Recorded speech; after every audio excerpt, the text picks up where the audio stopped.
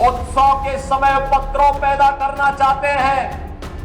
वे लोग अराजकता को अपना जन्मसिद्ध अधिकार समझते हैं। उन्हीं लोगों को चेतावनी देने की दृष्टि से आज मैं बलरामपुर में भी आया हूं। यही कहने के लिए आया हूं, यही कहने के लिए आया हूं, अगर विकास में बाधक बनोगे और विकास की योजनाओं को उपद्रव और अराजकता के माध्यम से बाधित करोगे तो ये मान करके चलिए कि विकास पहले उनके विनाश का कारण बन जाएगा। अगर कहीं उपद्रव करने का कार्य किया तो ये उपद्रव की कीमत उनको चुकानी पड़ेगी कि आने वाली पीढ़ियां उनकी याद करेंगी। ये लोग दंगा करवाते थे, आगजनी करवाते थे, बेटी की सुरक्षा में सेंध लगाते थे, व्यापारी के प्रतिष्ठानों पर आग लगाते थे और सरकार इनका अवभगत करती थी। वह समय अब चला गया है। विकास की प्रक्रिया में बाधक कुछ तत्व ऐसे भी हैं जिन्हें विकास अच्छा नहीं लगता है, जिन्हें विकास अच्छा नहीं लगता है। वे कहीं न कहीं विकास में व्यवधान पैदा करते हैं। उत्सव के समय उपद्रव पैदा करना चाहते हैं। वे लोग अराजकता को अपना जन्मसिद्ध अधिकार समझते हैं और उन्हीं लोगों को चेतावनी देने की दृष्टि से आज मैं बलरामपुर में भी आया हूं। यही कहने के लिए आया हूं, यही कहने के लिए आया हूं, अगर विकास में बाधक बनोगे और विकास की योजनाओं को उपद्रव और अराजकता के माध्यम से बाधित करोगे तो ये मान करके चलिए कि विकास पहले उनके विनाश का कारण बन जाएगा। पर्व और त्योहारों के उत्सव और उमंग में अगर कहीं उपद्रव करने का कार्य किया तो ये उपद्रव की कीमत उनको चुकानी पड़ेगी कि आने वाली पीढ़ियां उनकी याद करेंगी कि कैसे होता है, क्या कीमत चुकानी होगी। बहनों और भाइयों, जो लोग आज भी,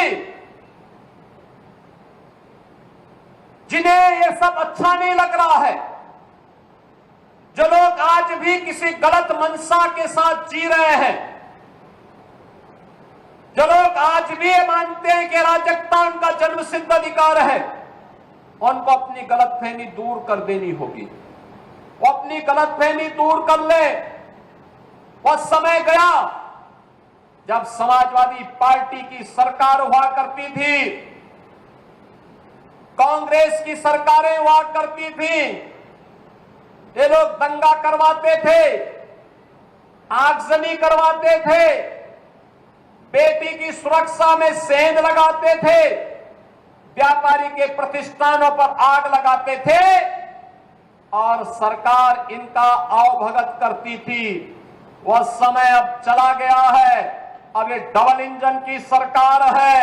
अगर बेटी की सुरक्षा पे हाथ डालने का प्रयास किया, व्यापारी के प्रतिष्ठान में आग लगाने का प्रयास किया, उत्साह और उमंग के उत्सव में कहीं पर अगर अराजकता पैदा करने का और उपद्रव पैदा करने का कुत्सित प्रयास किया तो मान करके चलिए कि ये रास्ता उनका सीधे नरक में जाने का होगा, सीधे नरक में। कुछ लोग रहते भारत में हैं लेकिन गजवाए हिंद का नारा लेकर के भारत के अंदर राष्ट्र विरोधी गतिविधियों को बढ़ावा देने का कुत्सित कार्य कर रहे हैं। गजवाए हिंद हिंदुस्तान की धरती पर नहीं होगा। भारत की धरती, ये भारत के देवीय महापुरुषों, अवतारी महापुरुषों, देश के लिए अपना बलिदान देने वाले महापुरुषों के आदर्शों से संचालित होगा।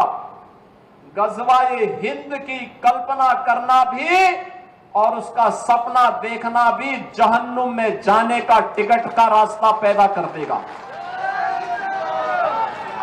अगर किसी को जहन्नुम में जाना हो तो गजवाए हिंद के नाम पर अराजकता पैदा करने का कुत्सित प्रयास करें।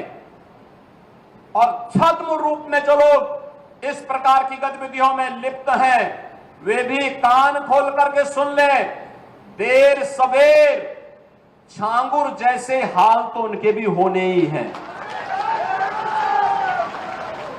आपने देखा होगा, यही है ये कालनेमियों का हाल। कैसे छद्म रूप से लोगों में भ्रम पैदा हो।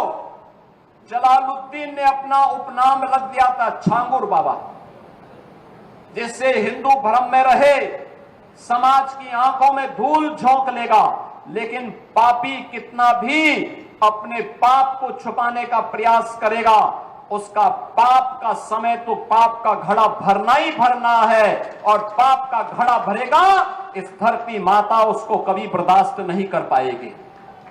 और छांगुर जैसे दुष्कर्मियों और राष्ट्रद्रोही तत्वों के द्वारा छद्म रूप से यही कार्य बलरामपुर की धरती से करने का प्रयास हो रहा था। हमें सतर्क होना होगा। जो लोग हिंदुस्तान की धरती पर रह करके भारत विरोधी गतिविधियों में लिप्त हैं, हिंदू विरोधी गतिविधियों में लिप्त हैं, हमें ऐसे कालनेमियों से सतर्क रहना होगा। उन्हें सख्ती से जवाब देना होगा।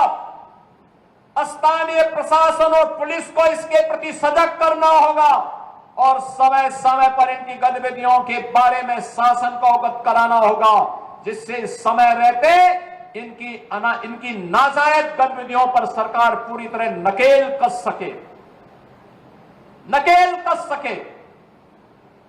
कुछ लोगों को शांति और विकास अच्छा नहीं लगता, लातों के भूत बातों से नहीं मानते। इनको लगता है जैसे सरकार अब भी इनके सामने झुक करके कार्य करेगी। सरकार का पहले दिन से, डबल इंजन की सरकार का पहले दिन से ही यह निर्णय है कि अपराध और अपराधियों के प्रति, गद्दारों और देशद्रोहियों के प्रति सरकार जीरो टॉलरेंस की नीति के तहत कार्य करेगी। हमारी संवेदना एक गरीब के लिए है, हमारी संवेदना नौजवान के लिए है, हमारी संवेदना बेटी और बहनों के लिए है, हमारी संवेदना अपने अन्नदाता किसानों के लिए है, हमारी संवेदना उन व्यापारियों और उद्यमियों के लिए है जो अपने यहां देश के विकास का खाका तैयार करते हैं और नौजवानों के लिए रोजगार और नौकरी की व्यवस्था करते हैं।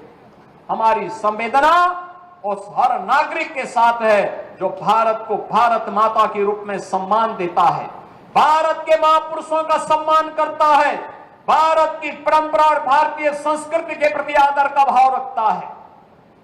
इन मूर्खों को यह भी नहीं पता कि आस्था के प्रतीकों को प्यार नहीं सम्मान दिया जाता है। सम्मान और आस्था चौराहे पर प्रदर्शन करने की वस्तु नहीं, आस्था अंतःकरण का विषय होता है, अंतःकरण का विषय होता है।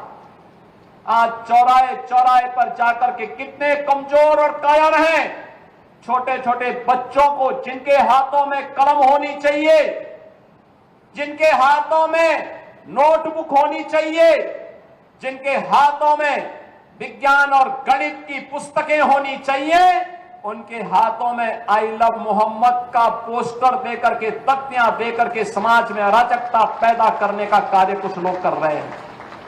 इनको यह भी नहीं मालूम कि उनकी जिंदगी तो बर्बाद है ही है, लेकिन इन बच्चों की भी जिंदगी को ये लोग बर्बाद करने पर उतारू हो रखे हैं। लेकिन सरकार इस प्रकार की अराजकता को कतई स्वीकार नहीं करेगी, कतई स्वीकार नहीं करेगी। और जिसने भी कानून को हाथ में लेने का प्रयास किया, जो भी राह चलते हुए राहगीर पर हमला करेगा, जो भी बेटी की सुरक्षा पे सेंध लगाने का कार्य करेगा और जो भी व्यापारिक प्रतिष्ठानों में आगजनी करने का दुस्साहस करेगा, जो भी पर्व और त्योहारों में उपद्रव करेगा, उसको हम पहले से इस बारे में कह देंगे कि उसको बिना मांगे जहन्नुम में जाने का टिकट हम काट करके दिला देंगे।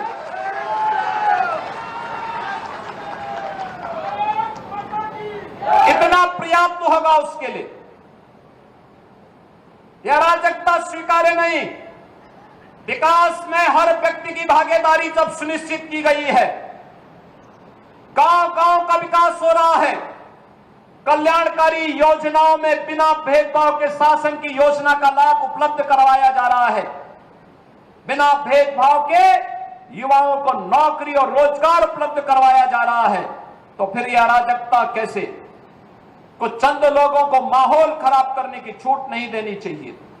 ये वही लोग हैं जिन्होंने उत्तर प्रदेश की भ्रष्ट सरकारों के साथ मिलकर के उत्तर प्रदेश के सामने पहचान का संकट खड़ा किया था। ये वही लोग हैं जिन्होंने उत्तर प्रदेश को बीमारू राज्य बना दिया था।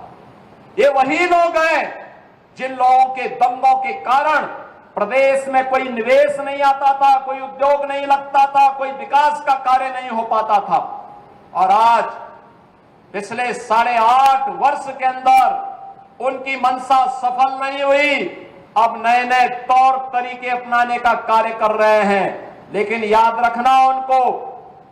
रखना होगा, वे जितना सोचते हैं उससे ज्यादा हमारी पहले से तैयारी रहती है। और जब भी दुस्साहस करेंगे ऐसे ही पिटोगे जैसे बरेली के अंदर पीटे गए हो। बहनों और भाइयों, मैं आज के इस अवसर पर एक बात और कहना चाहूंगा। कुछ लोग हैं जो अफवाह पैदा करके भय और दहशत का माहौल पैदा करना चाहते हैं। आप देख रहे होंगे, ड्रोन के नाम पर, चोरी के नाम पर भय और दहशत का माहौल पैदा किया जा रहा है। जिला प्रशासन ने हर जनपद में व्यवस्था की है, हर ग्राम पंचायत में ग्राम सुरक्षा समिति का गठन किया है। आप लोग भी अपने स्तर पर प्रयास करिए। पुलिस के पेट्रोलिंग तेज हुई है।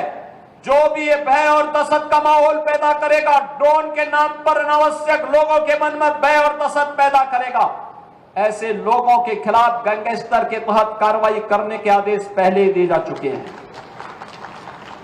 जो भी चोरी के नाम पर भय और दहशत पैदा करेगा, उन लोगों की संपत्ति को जब्त करने के लिए हम लोगों ने पहले से आदेश कर रखे हैं कि ऐसे लोगों के खिलाफ सख्ती से निपटा जाए।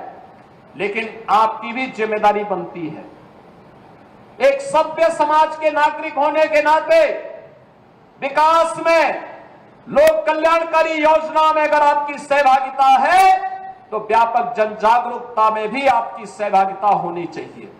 और व्यापक जन जागरूकता का यह अभियान, जिस अभियान के लिए आपका आह्वान करने के लिए मैं आपके बीच आया हूं, अगर कोई आपके गांव में, आपके कस्बे में, आपके मोहल्ले में, आपके अगल बगल के क्षेत्र में भय और दहशत का माहौल पैदा कर रहा है, पहले उसको रोको,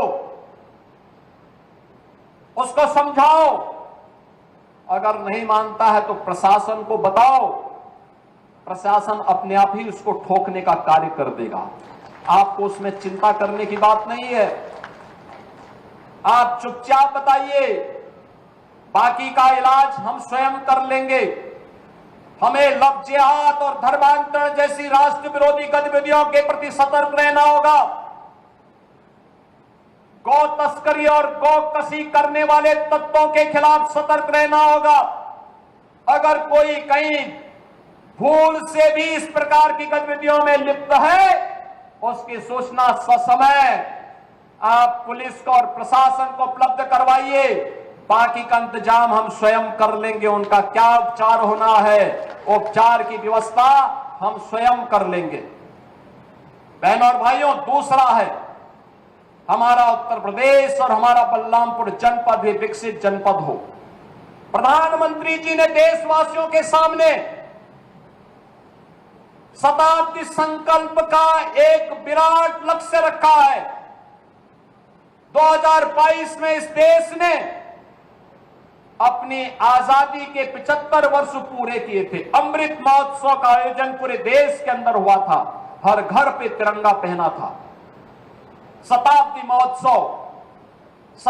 महोत्सव 2047 जब ये देश अपनी आजादी के 100 वर्ष पूरा करेगा, कैसा भारत चाहिए, कैसा भारत हमें चाहिए? उस भारत के निर्माण के लिए, शताब्दी संकल्प के इस अभियान के साथ जुड़ने के लिए 2047 में हमें एक आत्मनिर्भर और विकसित भारत चाहिए। आत्मनिर्भर और विकसित भारत के लिए देश की सबसे बड़ी आबादी के राज्य उत्तर प्रदेश को आत्मनिर्भर और विकसित बनाना होगा। आत्मनिर्भर और विकसित उत्तर प्रदेश के लिए हमें बलरामपुर को भी आत्मनिर्भर और विकसित बनाना होगा।